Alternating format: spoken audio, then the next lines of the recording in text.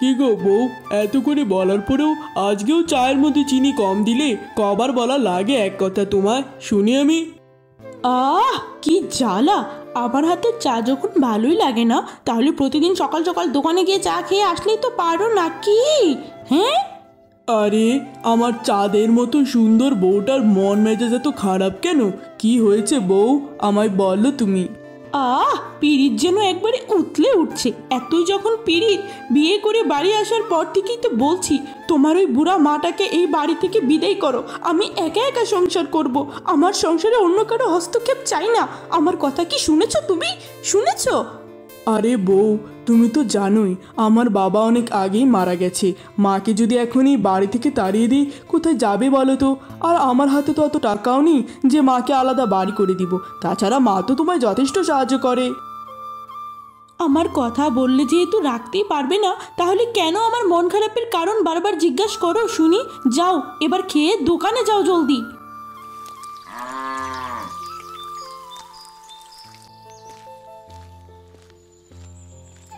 দাদি, ও দাদি, তোমায় না আমি কত বলেছি আমাকে তুমি গরুর দুধ বের করতে দিবে? তুমি কেন প্রতিদিন আমায় না বলে বের করে নাও? আজকে আমায় একটু বের করতে দাও না দাদি। দাদু ভাই, তুই এখন অনেক ছোট, বড় হয়ে নে, আমি নিজে তোকে শিখিয়ে দিব কেমন? নে এবার খাঁটি খাঁটি এক গ্লাস দুধ খা। চল চল দাদু, তোকে খেতে দে। ও দাদি, আমার এমনি এমনি দুধ খেতে একটুও ভালো লাগে না, তুমি আমাকে একটু পায়েস করে দাও না দাদি, প্লিজ প্লিজ। ওরে আমার দাদু ভাই, পায়েস খাবি? আমি এক্ষুনি তোকে করে খাইয়ে দিচ্ছি কেমন? এরপর বাসন্তী দেবী তার নাতিদের জন্য পায়েস রান্না করতে থাকে। তখনই পাশের ঘর থেকে তার ছেলের বউ আসে। এসব কি মা, আপনি অবেলায় রান্না করে বসে পায়েস রান্না করছেন? ঘরে এত কাজ পড়ে আছে এখনো? হ্যাঁ বৌমা, আসলে রাজু একটু গরুর দুধের পায়েস খেতে ছিল তো, তাই একটু ওর জন্য পায়েস রাখতে বসেছি, এই আর কি। বাহ বাহ বাহ বাহ, নিজে পায়েস খেতে চেয়েছেন বলে পায়েস রাঁধতে বসেছেন, অমনি অমনি আমার ওই ছোট্ট দুধের শিশুটার উপর দোষ চাপিয়ে দিয়েছেন, তাই না? এখন যদি আপনাকে আমি কাপড়গুলো দিতে এদিকে না আসতাম, আমি তো দেখতেই পেতাম না। তার মানে প্রতিদিন এইসব অকাজ ওকাজ করে কাজকর্ম এত দেরি করে করেন। একটা সামান্য পায়েস খাওয়া নিয়ে মিথ্যে কথা কেন বলতে যাব বৌমা? তোর বিশ্বাস না হলে তুই রাজুকে জিজ্ঞেস করে দেখ। তোর পাশাপাশি এই সংসারটা তো আমারও রে, এই সংসারটাকে আমিও তোর মতোই ভালোবাসি, সুতরাং অত ভাবিস না। কি বললেন? এই সংসারটা আপনার? কি করে হয় আপনার? আপনার স্বামী তো অনেক আগেই মরে গেছে, এখন এই সংসারটা শুধুই আমার। আমার সংসারে নাক গলানোর একদম চেষ্টা করবেন না, বুঝেছেন? যান, কাপড়গুলো ধুয়ে নিন। কিরে, তোকে তো কাল রাতে দুইয়ের ঘরের নামতা মুখস্থ করতে দিয়েছিলাম, বল নামতা, শুনবো আমি এখন। মা, আমাদের স্কুলে তো এখন গরমের ছুটি দিয়েছে, এখন আমি পড়াশোনা কেন করব মা? তাই আমি মুখস্থ করিনি কাল রাতে। কি কি বললি? মায়ের কথা শুনিস না? সারা দিন শুধু খেলাধুলা করিস আর তোর দাদির সাথে বসে বসে আমাদের বিরুদ্ধে ষড়যন্ত্র করা শিখছিস। আজকে তোর পিঠের ছাল না তুললে দেখিস কি করি। নে নে, আর আর এমন করবি? বল। এ কি, রাজুর রাজুর কান্নার আওয়াজ ভেসে আসছে না? মনে হচ্ছে বৌমা মারছে, যাই জলদি। এ কি বৌমা, ছেলেটাকে অমন করে মারছো কেন? মেরো না গো। আহা, আমি তো ভুলেই গিয়েছিলাম, এই সংসারে নাক গলানোর জন্য আপনি তো সারাদিন বসেই থাকেন। পড়াশোনা না করলে নিজের ছেলেকে এখন শাসনও করতে পারবো না। বাচ্চারা ছোট থাকতে পড়াশোনা নিয়ে একটু অমন করে, তাই বলে কি মারতে হয় নাকি? ভালোবেসে বুঝিয়ে বললেই তো হয়ে যায় গো বৌমা। মেরো না গো ওকে, আমার যে খুব কষ্ট হচ্ছে ওকে মারলে। এখন কি আপনার কথায় আমার নিজের ছেলেকে মানুষ করতে হবে নাকি? আজব ব্যাপার স্যাপার তো। আপনাকে এতবার না করার পরেও আপনি কেন আমার সংসারে বারবার নাক গলান? আপনি কেন ভুলে যাচ্ছেন এটা আমার সংসার, আমার মতোই সব কিছু হবে, বুঝেছেন? হ্যাঁ রে বৌমা, আমি তো ভুলেই গেছিলাম, এটা তো আমার সংসার নয়। সকাল গড়িয়ে দুপুর হয়ে গেল, আজকে তো তেমন একটা খরিদ্দারও আসছে না। এদিক দিয়ে পেটের মধ্যে ক্ষুধায় ছুঁচো দৌড় দিচ্ছে। যাই, বাড়ি গিয়ে দুপুরের খাবারটা খেয়ে আসি এই সুযোগে। রাজু বাবা, আজকে হঠাৎ পড়তে বসেছিস? তোর চোখ মুখ অমন দেখাচ্ছে কেন বাপ আমার? কি হলো তোর? বাবা তুমি বলো না, গরমের ছুটির দিন কি কেউ পড়তে বসে নাকি? মা আমাকে পড়ার জন্য আজকে অনেক মেরেছে বাবা, অনেক মেরেছে। আহারে, আমার আদরের দুলালকে মা মেরেছে?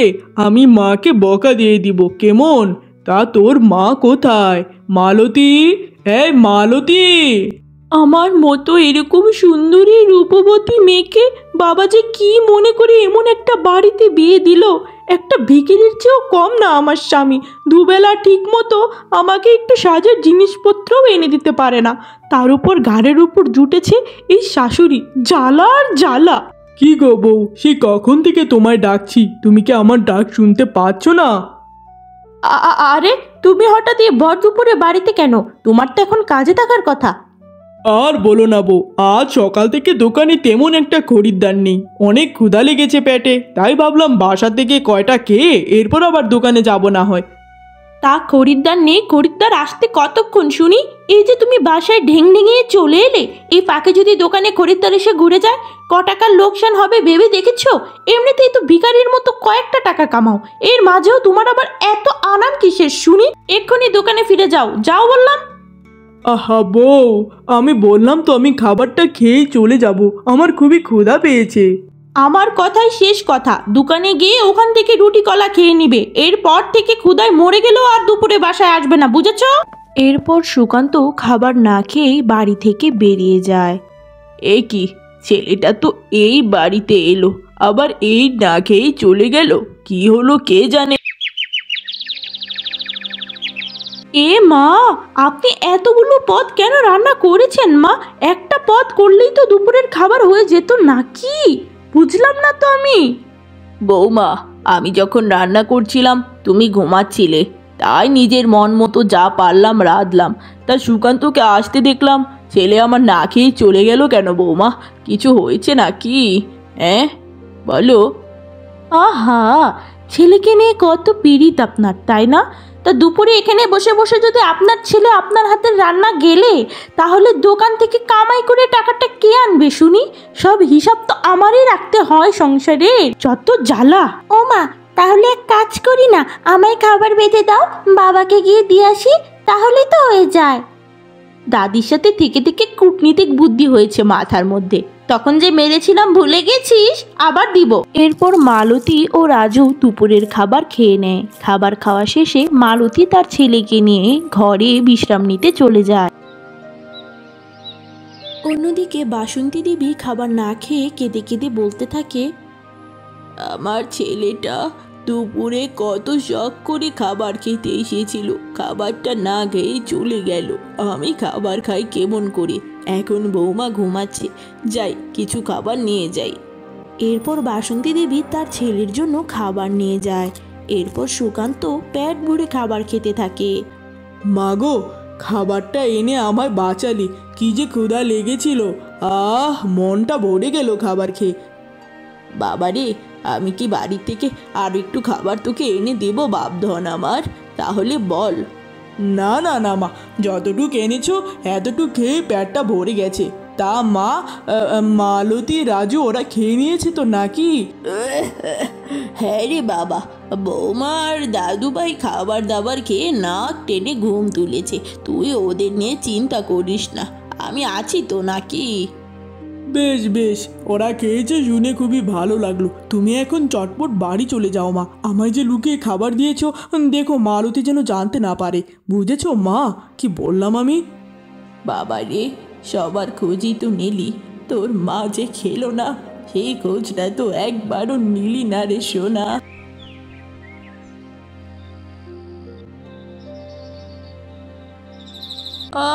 বাবা গো, মাথা ব্যথায় যন্ত্রণায় মরে যাচ্ছি। কেমন একটা স্বামী বিয়ে করেছি, নাক ডেকে ঘুমাচ্ছে। এই লোক, এই লোক! আরে বউ, কি হয়েছে? এই মধ্যরাতে অমন করে ডাকছো কেন? সকালে তো আবার কাজেও যেতে হবে নাকি? মাথার যন্ত্রণায় মরে যাচ্ছি, চোখে দেখতে পাচ্ছ না? তারপরেও ঘুমাও কেমন করে? হ্যাঁ, বুঝলাম না। আহো, ঠিক আছে আসো, তোমার মাথাটা আমি টিপে দিচ্ছি এক্ষুনি। হয়েছে, পিরিত তোমার পকেটে ভরে রাখো। তুমি আমার মাথা টিপে দিলে আমার ব্যথা যাওয়ার বদলে ব্যথা আরো হু হু করে বাড়বে। যাও তোমার মাকে গিয়ে ডাক দাও, সে টিপে দিবে। মা, ও মা, মাগো। এ কি বাবা, এত রাতে তুই? কি হয়েছে? সব ঠিক আছে তো? হ্যাঁ বল। আর বলো না মা, হঠাৎ করে মালতীর ভীষণ মাথা যন্ত্রণা হচ্ছে, একটু আমার সাথে চলবে মা ওর মাথাটা টিপে দিতে? নিশ্চয়ই বাবা, তুই যা, আমি এক্ষুনি কদুর তেল গরম করে আসছি। এরপর বাসন্তী দেবী তার ছেলের বউয়ের মাথা সারা রাত ধরে টিপে দেয়। হায় ঈশ্বর, সর্বনাশ হয়ে গেল রে। গত সপ্তাহে রাজুর জন্য এই ফতোয়াটা কিনেছিলাম, খাটাস বুড়ি আমার ছেলের কাপড়টা একেবারে ছিঁড়ে ফেলে দিল। মা, মা কোথায়? জলদি আসেন বলছি। তখনই রাজু সেখানে আসে। মা, ও মা, দাদির শরীরটা একদম ভালো নেই, দাদি বিশ্রাম করছে মা। কি কি বললি? এত বেলা হয়ে গেছে তারপরও তোর দাদি বিশ্রাম করছে? চল তো দেখি। কি ব্যাপার মা, ঘরে এত এত কাজ পড়ে আছে, এখনো আপনি বেলা পর্যন্ত শরীর বিছানায় মেলিয়ে রেখেছেন কেন? হ্যাঁ বৌমা, কাল সারা রাত ধরে তোর মাথাটা টিপে দিলাম, এখন নিজের শরীরটাই কেমন যেন অসুস্থ হয়ে গেছে। আজকে আমি আর কোনো কাজ করতে পারবো না রে মা, তুই একটু সামলে নে। একটা রাত আমার মাথাটা একটু টিপে দিলেন বলে আজ সকালে অমনি অমনি বাহানা দিয়ে শুয়ে আছেন? আপনি কি পাগল হয়ে গেছেন নাকি? ঘরের এই সমস্ত কাজ আমি আমার সুন্দর হাত দিয়ে কেমন করে করব? আমার হাত নষ্ট হয়ে যাবে না? দেখ বৌমা, আমার শরীর খারাপ বলেই আমি শুয়ে আছি, না হলে শুয়ে থাকা আমি একদম পছন্দ করি না। তাছাড়া তুই তো সব সময় বলিস এটা তোর সংসার, তাহলে একটা দিনের জন্য নিজের সংসারের দায়িত্ব নিতে তোর এত জ্বলছে কেন শুনি?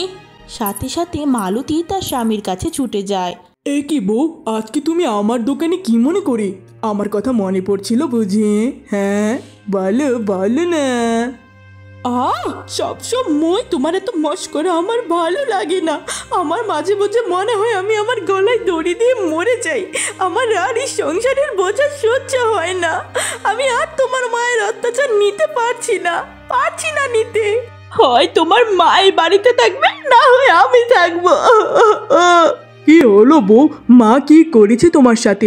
বলবে তো আগে আমায়, নাকি? বলো বউ। আর কি বলবো তোমায় বললে কি আদৌ কিছু করো তুমি? তোমার মা কাল রাতে আমার মাথাটা একটু টিপে দিয়েছে বলে আজ আমায় এতগুলা কথা শোনালো। বললো সে নাকি সংসারের একটি কাজও করবে না, তার নাকি শরীর খারাপ। তুমি বলো, তোমার মা থাকতে আমি কেন কাজ করব? ও এই ব্যাপার, বুঝো না, মা তো বুড়ো মানুষ, সারা রাত জেগে তোমার মাথা টিপে দিয়েছে, তাই হয়তো বা এখন শরীরটা খারাপ লাগছে। আজকের দিনের মতো একটু তুমি কাজকর্মগুলো সামলে নাও বউ, এতে ক্ষতি কি? তোমার নিজের মা হলে তুমি কি করতে না বলো? এতে এত উত্তেজিত হওয়ার কি আছে?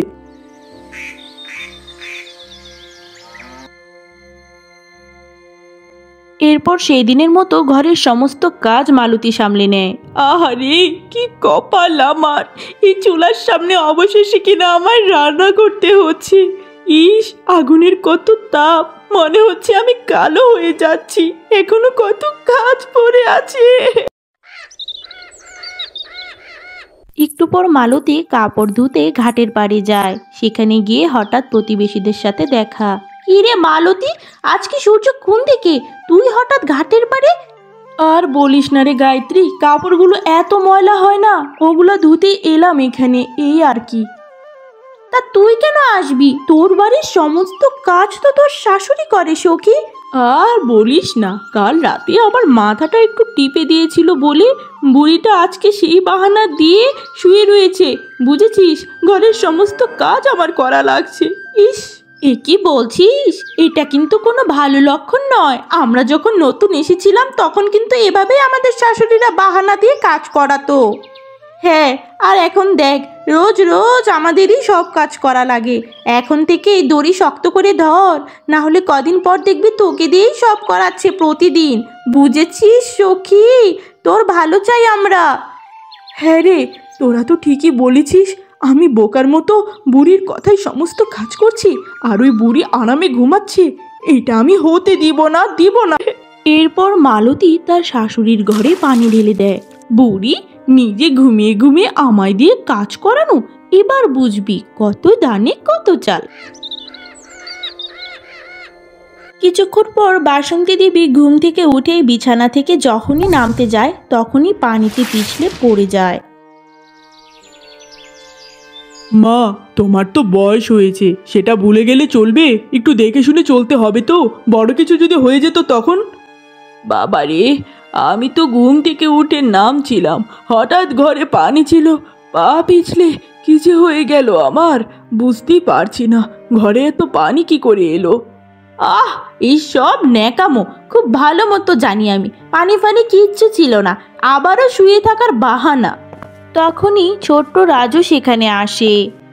বাবা, দাদিমা সত্য কথা বলছে, মা মিথ্যা কথা বলছে। দাদিমা পানিতে পিছলে খেয়ে পড়ে গেছে, সেই সমস্ত পানি মা দাদিমার ঘরে ঢেলে দিয়েছে। আমি নিজের চোখে দেখেছি বাবা। তো তো তো তবে রে হতচ্ছাড়া, মায়ের নামে কথা বলতে এভাবে লজ্জা লাগছে না? দাদির পক্ষ নিয়ে কথা বলিস এই বয়স থেকেই? বউ, আর একটা কথাও আমি তোমার মুখ থেকে শুনতে চাই না। আমার মাকে তুমি পছন্দ করো না আমি জানতাম, তাই বলে এতটা? ছি ছি ছি ছি, এক্ষুনি আমার মার কাছে ক্ষমা চাও। সন্ধ্যাবেলা থেকে গ্রামের মাঝে ভীষণ ঝড় তুফান শুরু হয়। গ্রামের সমস্ত মানুষ যার যার বাড়িতে ফিরে যাচ্ছিল। 10 মাস 10 দিন তোকে পেটে রেখেছি, কত কষ্ট করে পেলে বড় করেছি, আর আজ কিনা তোর বাবার সামনে তোর দাদির পক্ষ নিলি, মায়ের বিরুদ্ধে হয়ে গেলি। ছি ছি ছি ছি, তোর মতো ছেলে কিনা আমার পেটে ধরেছিলাম। আমার ভুল হয়ে গেছে মা, আমায় আর মেরো না, আমি আর করবো না এরকম মা গো। না না না, এই ভুলের এত সহজে তো ক্ষমা হবে না। আজ সারা রাত এই ঝড় তুফানে বাড়ির বাইরে থাকবি, এটাই তোর আসল শিক্ষা। ভিতরে যদি ঢুকতে চেয়েছিস দেখিস। এরপর রাত্রেবেলা সবাই মিলে খেতে বসে। এ কি বৌমা, রাজু দাদু ভাই কোথায়? ওকে দেখছি না যে। হ্যাঁ তাই তো, রাজু কোথায় বউ, দেখছি না কেন? হ্যাঁ, আর বললো না, তোমার ছেলে বায়না ধরেছে বন্ধুর বাড়ি যাবে, তাই ওর বন্ধুর বাড়িতে গিয়েছে। কিন্তু বৌমা, এই ঝড় তুফানের রাতে দাদু ভাইকে বাড়ির বাইরে যেতে দেওয়াটা কি ঠিক হলো? আশ্চর্য তো, বাড়ির বাইরে কোথায় গিয়েছে? বন্ধুর বাড়ি গিয়েছে বললাম না। নাক গলানো অভ্যাসটা গেল না আপনার, তাই না? আর কত নাক গলাবেন? হ্যাঁ মা, রাজুকে নিয়ে তোমার এত চিন্তা করতে হবে না। মালতীর চেয়ে বেশি খেয়াল রাজুর আর কেই বা রাখতে পারে নাকি গো বউ? ঠিক বলেছি না আমি? হ্যাঁ বলো। হয়েছে হয়েছে, এখন আর আমার পক্ষ নিয়ে কথা বলতে হবে না। তখন তো মায়ের জন্য আমায় যে যারা জানলে মনে রেখেছি। অন্যদিকে ছোট্ট রাজু এই ঝড় তুফান আর বৃষ্টিতে শীতে কাঁপতে থাকে। খাওয়া দাওয়া শেষে নির্দয় মালতী তার স্বামীকে নিয়ে ঘুমিয়ে যায়। তার সন্তান যে ঝড় তুফানে বাড়ির বাহিরে, সেটা নিয়ে তার কোনো চিন্তাই ছিল না। অন্যদিকে বাসন্তী দেবী তার নাতির চিন্তায় ঘুমাতে পারছিল না। বৌমা তো বললো দাদু ভাই বন্ধুর বাড়িতে গিয়েছে, তারপরেও জানি দাদু ভাইয়ের জন্য মনের ভিতরটা কেমন করছে, কিচ্ছু জানি না। অন্যদিকে সময়ের সাথে সাথে ঝড় তুফান আরো বাড়তে থাকে। ছোট্ট রাজু ভয়ে কাঁদতে থাকে। ঠিক তখনই আকাশ থেকে মস্ত বড় একটি বাজ রাজুর উপরে এসে পড়ে। সঙ্গে সঙ্গে রাজু মাটিতে লুটিয়ে পড়ে। পরদিন সকালে সবাই রাজুর এমন অবস্থা দেখে কান্নায় ভেঙে পড়ে। সঙ্গে সঙ্গে রাজুকে শহরের মস্ত বড় একটি হাসপাতালে নিয়ে আসা হয়। সেখানে তাকে ভর্তি করা হয়। তার অবস্থা খুবই খারাপ ছিল। ডাক্তারবাবু, আমাদের ছেলের কি অবস্থা? আমাদের ছেলেটা বাঁচবে তো? ডক্টরদের অনেক চেষ্টার ফলে আপনার ছেলের জীবন ঝুঁকি কমানো গিয়েছে, কিন্তু দুঃখের সাথে জানানো যাচ্ছে আপনাদের ছেলের একটা চোখ নষ্ট হয়ে গেছে। 24 ঘন্টার মধ্যে চোখের ব্যবস্থা করতে না পারলে চিরতরে অন্ধ হয়ে যাবে। সো আপনাদের হাতে টাইম অনেক কম, ইটস আর্জেন্ট। ওকে ডাক্তারবাবু, আমরা কোথা থেকে চোখ জোগাড় করব? দয়া করে আপনার কাছে কোনো উপায় থাকলে বলুন। অ্যাকচুয়ালি আমাদের কাছে যে উপায় আছে সেভাবে করতে নিলে 20 থেকে 25 লক্ষ টাকা খরচ হয়ে যেতে পারে। হ্যাঁ, কি বললেন ডাক্তারবাবু? এত টাকা খরচ হয়ে যাবে? তার মানে কি আমার ছেলেকে আমি টাকার অভাবে সুস্থ করতে পারবো না, অন্ধ হয়ে যাবে? খাটাস মহিলা, তোর জন্য আজকে আমার ছেলের এই অবস্থা হয়েছে, তোর জন্য আজকে আমার ছেলে অন্ধ হবে। ভগবান আমার ছেলের সাথে এটা না করে তোর সাথে করতে পারলো না। মালতী, তোমার পাপের কারণে আজকে আমাদের নিষ্পাপ ছেলেটা মৃত্যুর সাথে লড়াই করছে, আর এখন আমার মাকে তুমি কথা শোনাচ্ছ? তুমি কেন আমাদের ছেলেকে বাইরে রেখেছো? কেন? বাবা, বৌমাকে কথা শোনাস না। এরকম অবস্থায় একটা মায়ের মনে কেমন লাগতে পারে সেটা আমি জানি। আমি যেহেতু বৌমার বোঝা, আমি আর বোঝা হতে চাই না। আমি বাড়ি ছেড়ে চলে যাচ্ছি আজকে, চিরতরে তোদের থেকে। এ কি মা, মালতী তো কম বেশি এরকম কথা বলে, তাই বলে এরকম বিপদের সময় তুমি আমাদের ছেড়ে চলে কেন যেতে চাইছো মা? আরে বুঝো না, সব স্বার্থ শেষ। এখন যখন দেখেছে বিপদে পড়েছি, এখন জলদি জলদি কেটে পড়ছে। স্বার্থপর মহিলা, বেরিয়ে যা তুই, কোনো দিন আসবি না এই বাড়িতে। হ্যাঁ গো সুকান্তর বাবা, তুমি যখন বিয়ে করে আমায় এই বাড়িতে এনেছিলে, তুমি আমায় বলেছিলে কোনো দিন জানি আমি এই বাড়ি ছেড়ে চলে না যাই। কিন্তু আমি যে আজ তোমার আর এই কথাটি রাখতে পারলাম না গো। আজ যে আমায় বিদায় নিতে হচ্ছে, মনে হচ্ছে তোমার কাছে চলে আসার সময় হয়ে গিয়েছে। এই তো সেই দিনের কথা, আমার বাবা তুই কত ছোট ছিলি এই ছবিটাতে, আর আমি আজকে নিজের হাতে তোকে কি করে দিলাম। রাজু বাবা, তুই সুস্থ হয়ে যা। তখনই সুকান্ত দৌড়ে তার ঘরের দিকে আসে। এ কি গো, তুমি অমন করে দৌড়ে আসছে কেন? আমার রাজু ঠিক আছে তো? বলো না। ডাক্তার মশাই ফোন দিয়েছিল, বলেছিল এক্ষুনি জলদি আমাদের হাসপাতালে যেতে হবে, চলো। ডাক্তার বাবু, এইসব কিছু কি করে হলো? কে আমাদের ছেলেকে চোখ দিল? আমরা তো কিছুই বুঝতে পারছি না। দয়া করে বলুন ডাক্তার বাবু, চুপ করে থাকবেন না। সুকান্ত বাবু রিল্যাক্স, আমি সব বলছি। একজন সহৃদয়বান বৃদ্ধা এসে নিজের একটি চোখ দিয়ে আপনার ছেলেকে সাহায্য করেছে। এটা খুবই ভালো যে উনি সঠিক সময়ে এসেছে, না হলে। বৃদ্ধা? কোন বৃদ্ধা? আমাদের দুকুলে তো তেমন কোনো আত্মীয় স্বজনও নেই, তাহলে কে করলো আমার এত বড় উপকার? এই কেবিনের পরের কেবিনেই সেই বৃদ্ধা অ্যাডমিট আছে, কাইন্ডলি সেখানে গিয়ে দেখে আসবেন। সঙ্গে সঙ্গে তারা সেই কেবিনের দিকে এগোতে থাকে। এখানে গিয়ে সুকান্ত তার মাকে দেখে আকাশ থেকে পড়ে। মালতীও অবাক হয়ে যায়। তার মানে বাড়ি ছেড়ে চলে যাওয়াটা ছিল মায়ের একটা বাহানা, আড়াল থেকে মা নিজের চোখ দিয়ে আমাদের ছেলেকে বাঁচালো গো। এভাবে বেশ কিছুদিন কেটে যাওয়ার পর বাসন্তী দেবী এবং রাজু সুস্থ হয়ে গেলে সবাই মিলে তাদের নিয়ে বাড়ি চলে আসে। মা গো, মা, আপনার কাছে যত ক্ষমা চাইবো ততই কম হয়ে যাবে। আপনার মতো দেবীতুল্য মানুষকে যে এতদিন চিনতে পারিনি। আপনি আমায় ক্ষমা না করলে নরকেও যে আমার জায়গা হবে না মা, ক্ষমা করে দিন। মা গো, তোমার ছেলে হিসেবে আমি লজ্জিত মা, তুমি আমায় ক্ষমা করে দাও মা, আমাদের ভুল হয়ে গেছে মা গো, তোমায় যে চিনতে পারিনি আমরা। ওরে, তোরা আমার কাছে এমন করে ক্ষমা কেন চাইছিস? আমি তো তোদেরই মা। মা হিসাবে আমি আমার নাতিনের জন্য যেটুক করেছি তা যে অতি সামান্য। রাজুর জন্য 2টি চোখ দিতে হলেও আমি দিতাম, এটা কোনো ব্যাপার নয় রে।